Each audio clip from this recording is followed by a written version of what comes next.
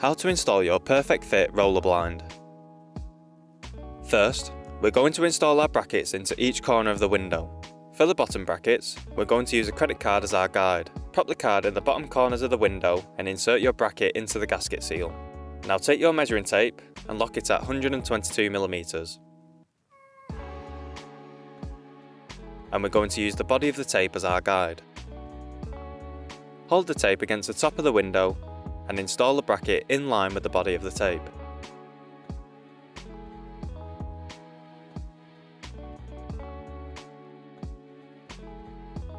Now we can install the blind.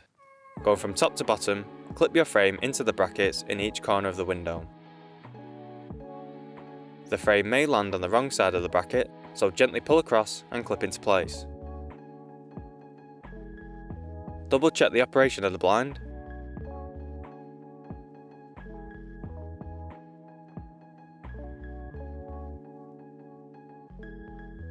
And as you can see, the window still opens and closes with the blind attached.